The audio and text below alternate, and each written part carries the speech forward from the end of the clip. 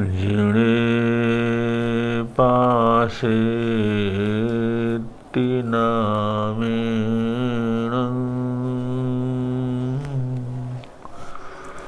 और लोग पूयो संबुद्ध पाय सबन्नु धम्म तीर्थ रे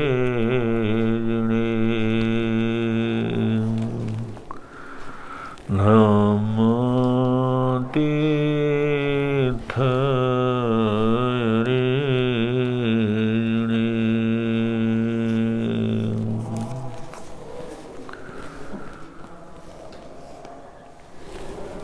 मानव जीवन की सफलता आध्यात्म की ऊंचाई से है, क्योंकि प्रकृति ने जितनी भी शक्तियां हैं, जितनी योग्यताएं हैं, उन सारी चीज़ों को मानव जीवन के लिए समर्पित कर दिया है। प्रकृति जैसा बना सकती थी जीव को शक्तिशाली, चाहे शरीर के हिसाब से हो, मन के हिसाब से हो, वचन के हिसाब से हो, मानव का जीवन प्रकृति का सबसे ऊंचा जीवन है। लेकिन मानव ही सबसे ज़्यादा इस दुनिया में विनाश का कारण भी है। बड़े से बड़े विनाश की घटनाएं मानव के कारण होती हैं। तो मानव सांसारिक दृष्टि से, शारीरिक दृष्टि से, प्रकृति की कृति की दृष्टि से तो महत्वपूर्ण है, सबसे ऊंचा है। लेकिन उसको अब स्वयं जो है आध्यात्म की तरफ आगे बढ़ा करके एक परमात्मा के नजदीक पहुंचने का उपक्रम करना है। इसी को आध्यात्म साधना कहते हैं। इसी को आत्मा की आराधना या परमात्मा की आराधना कहते हैं।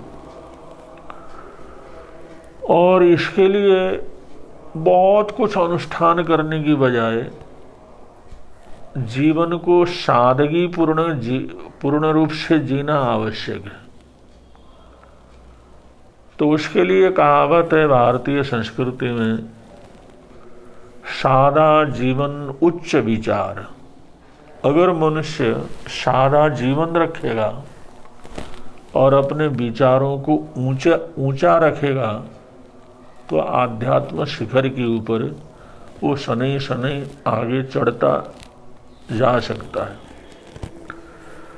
इसलिए सबसे पहली ज़रूरत है हम सादगी को महत्व दें, सादगी को मूल्य दें, सादा जीवन जीने का प्रयत्न करें। यही कारण है जितने भी सन्यासी हैं, सन्यास आश्रम हैं, किसी भी परंपरा के सन्यासी हो, लेकिन प्राय करके सन्यासी के लिए सादे भेष की व्यवस्था की गई है कि जितना सादा वेश उनका रहेगा और जितना सादा खान पान, सात्विक खान पान रहेगा, तभी वो अपने लक्ष्य की तरफ आगे बढ़ सकते हैं। इसलिए साधु के जीवन में सादगी रहती है और साधु के जीवन में सात्विकता रहती है। और ये करीबन सबके लिए आवश्यक है जो जीवन में ऊर्ध्वारोहण करना चाहते हैं, आगे बढ़ना चाहते हैं, जीवन के शिखर को जीतना चाहते हैं। उनके लिए सादा जीवन, उच्च विचार और सात्विक भोजन इसकी सबसे पहली आवश्यकता होती है। इस तरफ ध्यान देना बहुत आवश्यक है।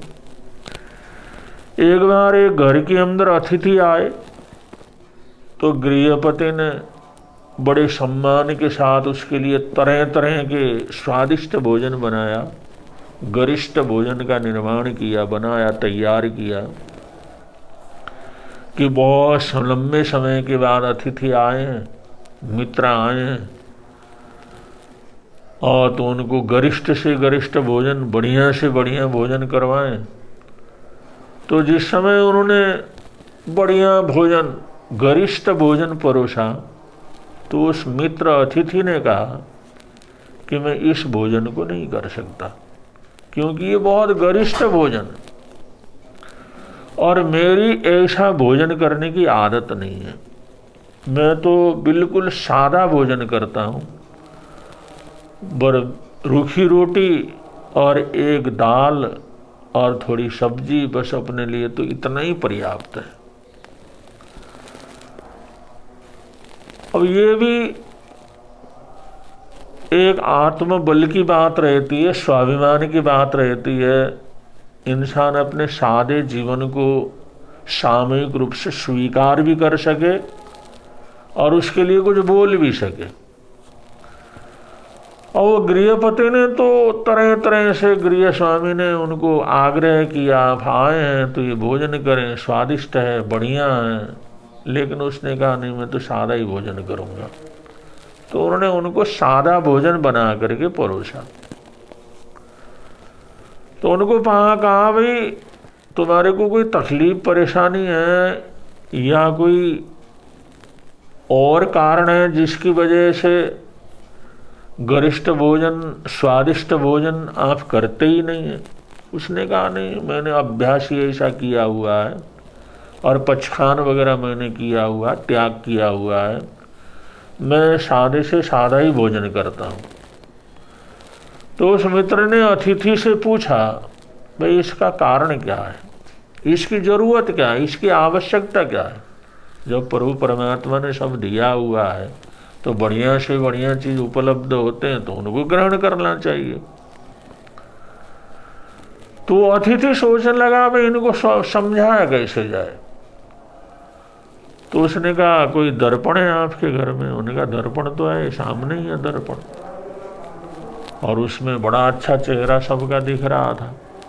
उसने कहा जो भोजन परोस करके लाए थे उसमें जो पूड़ियाँ वगैरह हैं, तली हुई चीज़ें हैं, उनको मंगवाया, और उस पूड़ी और जो तली हुई चीज़ को उसके ऊपर जिस समय 2-3 बार उसने फेरा, ऊपर नीचे किया, तो जो घी का चिकनाहट है उसके ऊपर जिस समय लग गया तो शीशे का चमक धीरे धीरे धूमिल होता चला गया। और उस अतिथि ने पूछा, मित्र जैसे पहले इस चित्र में हमारा मुंह दिखता था, हमारा रिफ्लेक्स होता था, कि अब भी उतना ही साफ दिख रहा है? उन्होंने कहा नहीं, अब तो बिल्कुल ही साफ नहीं दिख रहा, अभी तो पता भी नहीं लगता, क्योंकि इसकी चिकनाहट सारा का सारा उसके अंदर चिपट गया ना। उसके बाद तो वो सब शीशा साफ नहीं है, तो शीशा उसके अंदर साफ शकल सूरत कैसे दिखेगी? उसने फिर वो रूखी रोटी थी, बिना चुपड़ी हुई रोटी, उसको उसके ऊपर जिस समय फेरा, 2-4 बार ऊपर नीचे उसको किया, तो उसके ऊपर लगा हुआ जो भी चिकनाहट था वो सारा का सारा उस रूखी रोटी के कारण जो है दूर हो गया, तो शीशा साफ हो गया, तो उसी तरह से दिखने लगा। तो उसने उदाहरण दे करके कहा कि देखो जो गरिष्ठ भोजन है, तली हुई चीज़ें हैं, और इन चीज़ों को हम मर्यादा से अधिक हमेशा ही अगर करते हैं तो इससे हमारे जीवन की पारदर्शिता खत्म हो जाती है। और जितना हम सादा भोजन करते हैं, सामान्य भोजन करते हैं, तो हमारे जीवन की पारदर्शिता उसमें बनी रहती है।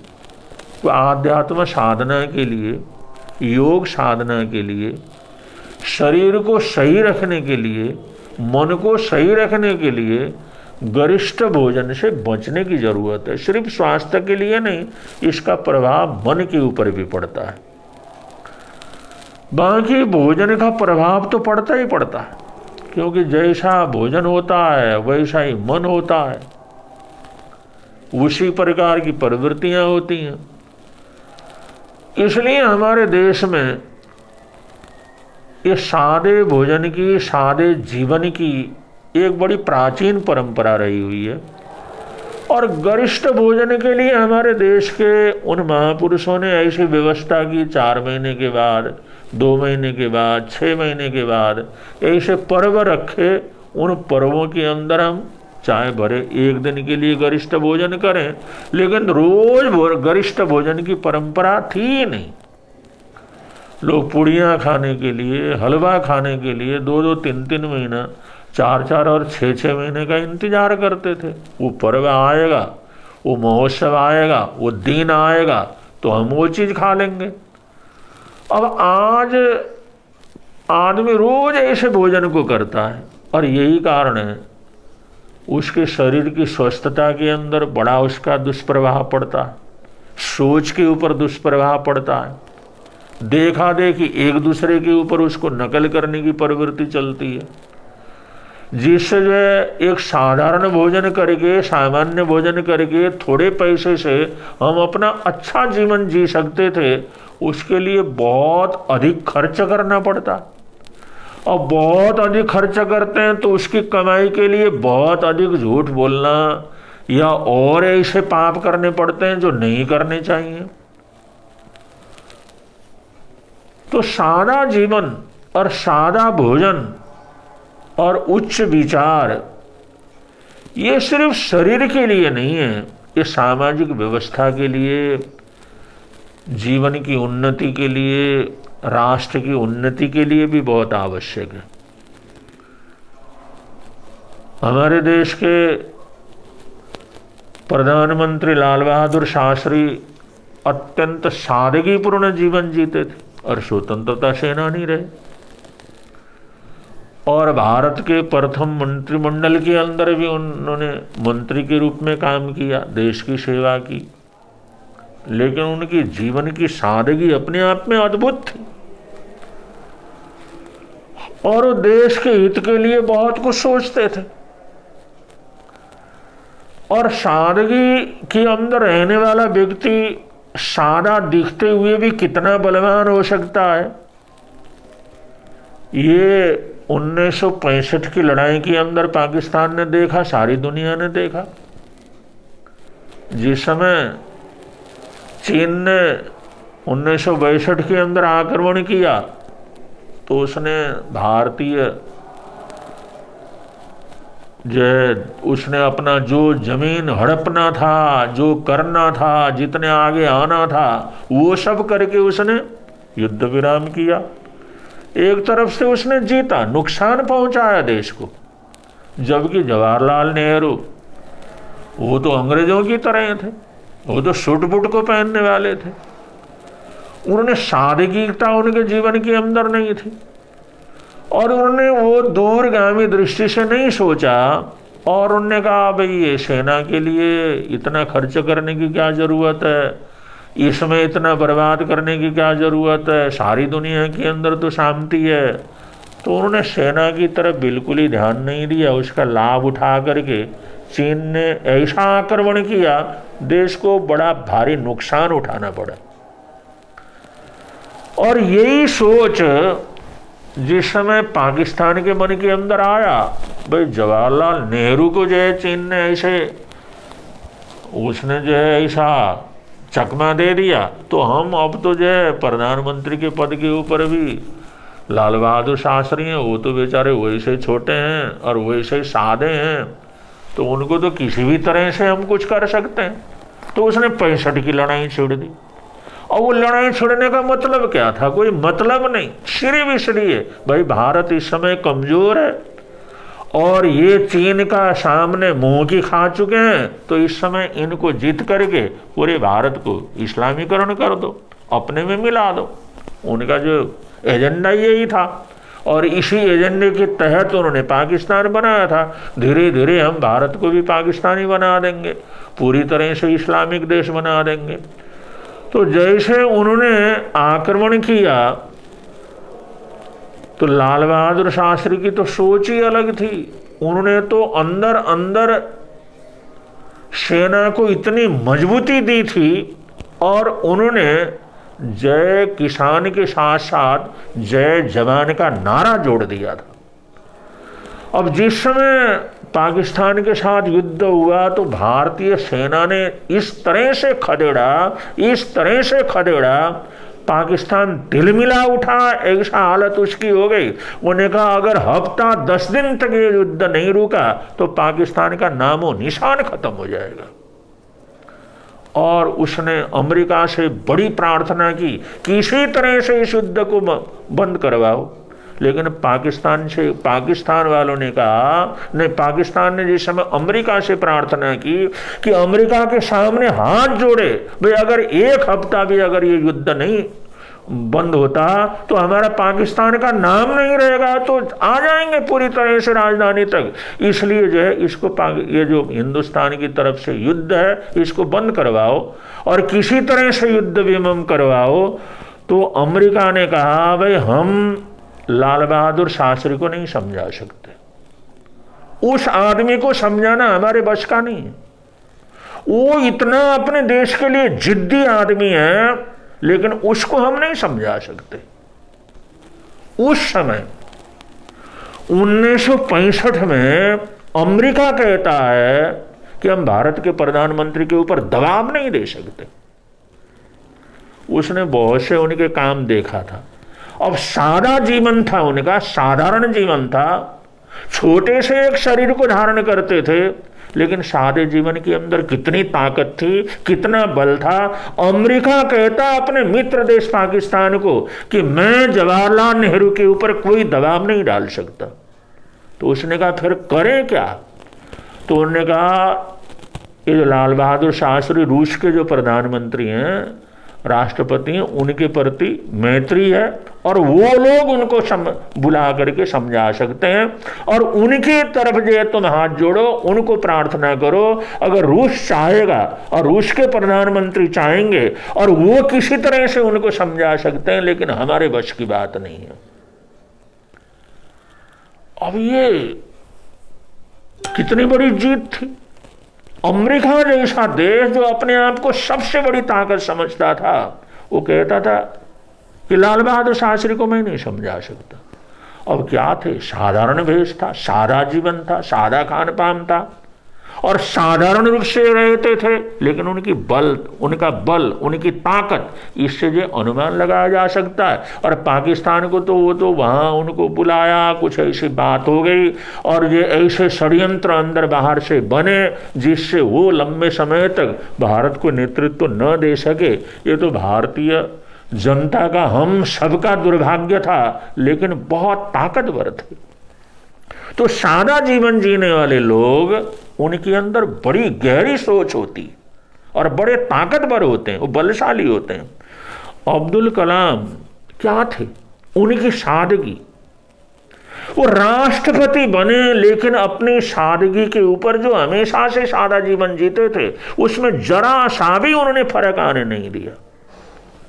और करोड़ों भारतीय, 130 करोड़ भारतीयों के मन में उन्होंने अपना साम्राज्य स्थापित किया सादगी के कारण। इतने ऊंचा उठने के बावजूद, इतना बड़ा वैज्ञानिक, परमाणु वैज्ञानिक होने के बावजूद और देश का राष्ट्रपति होने के बावजूद, उन्होंने लाख प्रयत्न लोगों के करने के बावजूद अपनी सादगी के ऊपर कोई किसी प्रकार का फर्क आने नहीं दिया। ये उनकी ताकत थी, ये उनकी शक्ति थी। तो ये सादा जीवन, ये जो है आध्यात्म शक्ति को बहुत आगे बढ़ाने का सबसे अच्छा रास्ता है। और हमारे देश की ये संस्कृति है, तो सादा जीवन जीने का हमारे को अभ्यास करना चाहिए। समृद्धि है, साधना है, हमारे पास साधन है, उनका उपयोग और तरीके से किया जा सकता है। लेकिन सादा जीवन अगर हम जीते हैं, सारा भोजन के अंदर रहने का अभ्यास करते हैं, तो अपने जीवन के अंदर बहुत सुख शांति प्राप्त कर सकते हैं। इन चीज़ों के ऊपर ध्यान देना बहुत आवश्यक है। बोलिए भगवान महावीर स्वामी की जय।